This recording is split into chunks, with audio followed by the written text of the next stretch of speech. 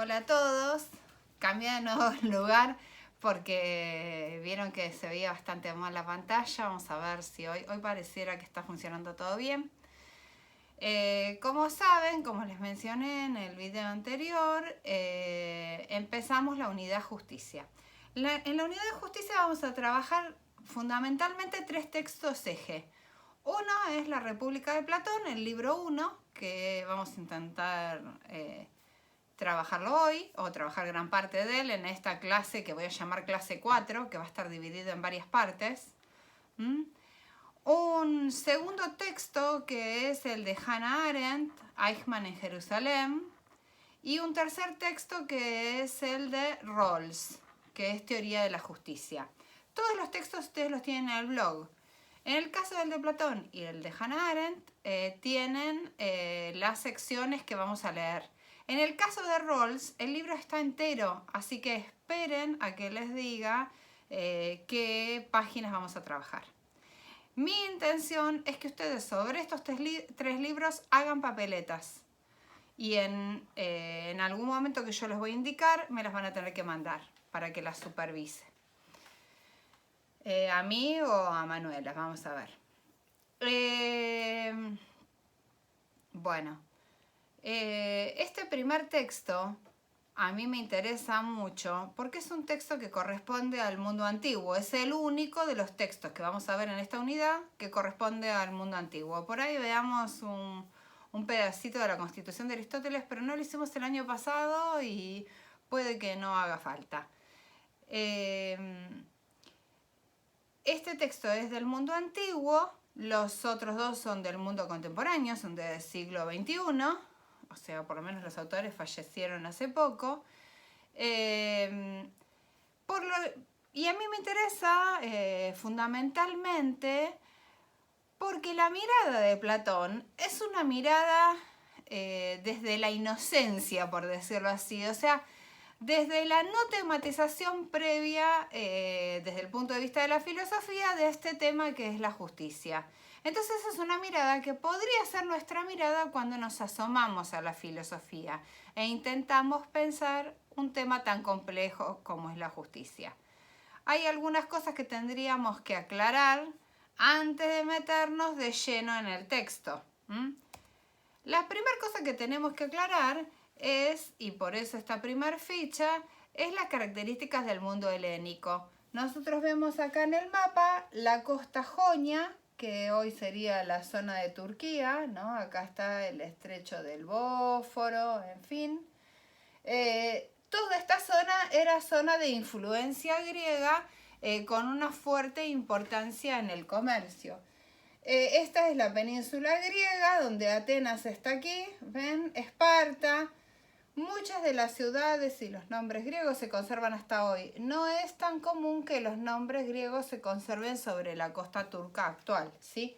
Por eso les incluí el mapa para que se ubiquen y se imaginen un poquito el mundo del que estamos hablando. Aquí al sur estaría Egipto, por este lado estaría Palestina y Judea, y acá hay un pequeño mapa esquemático de lo que sería Atenas con su puerto El Pireo. Esta era una civilización, como verán, llena de islas y mar, o sea, una civilización talasocrática. Fundamentalmente, cuando se inicia, que se inicia en Creta, los primeros mitos incluso nos remontan ahí, es una civilización marítima, o sea, Talasa es mar, es una civilización que se orienta al mar y al comercio.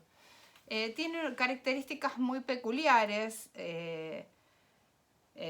Si pensamos que todo el mundo persa, el mundo egipcio,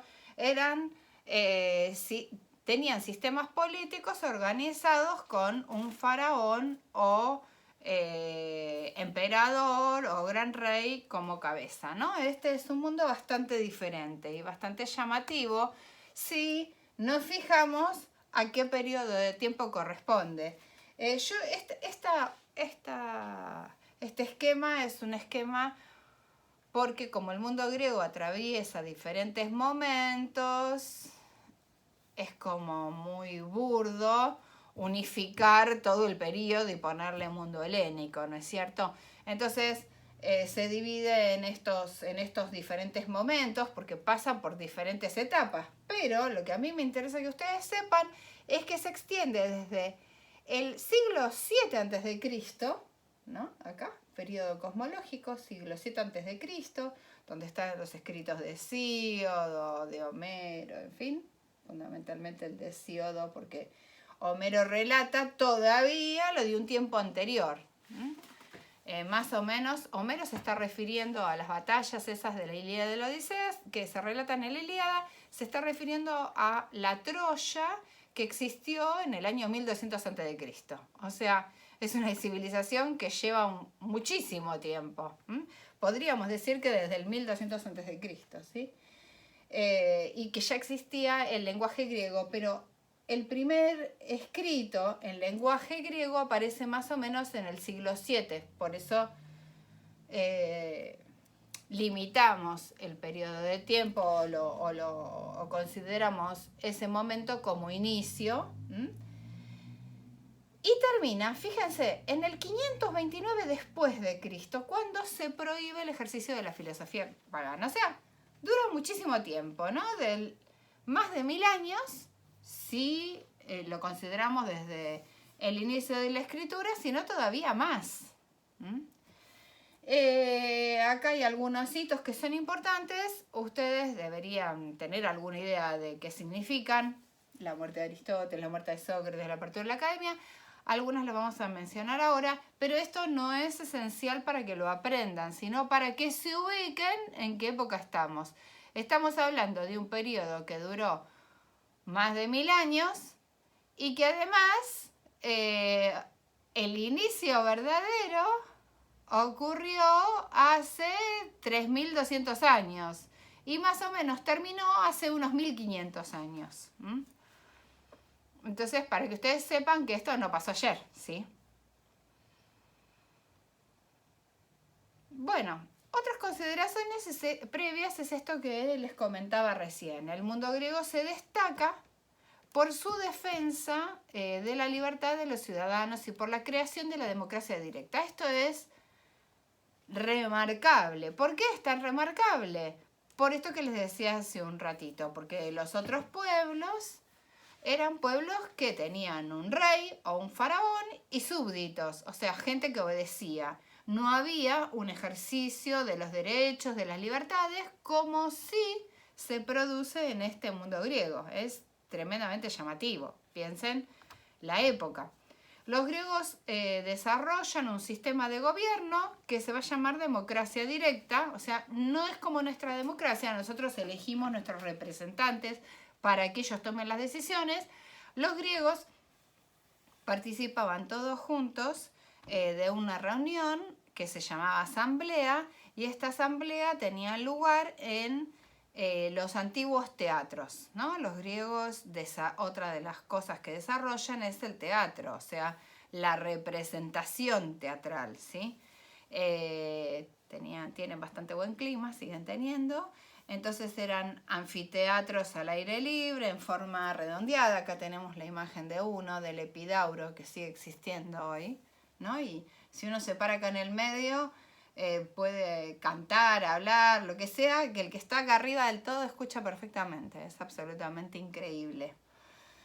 Que ese diseño sea de esa época, ¿no es cierto?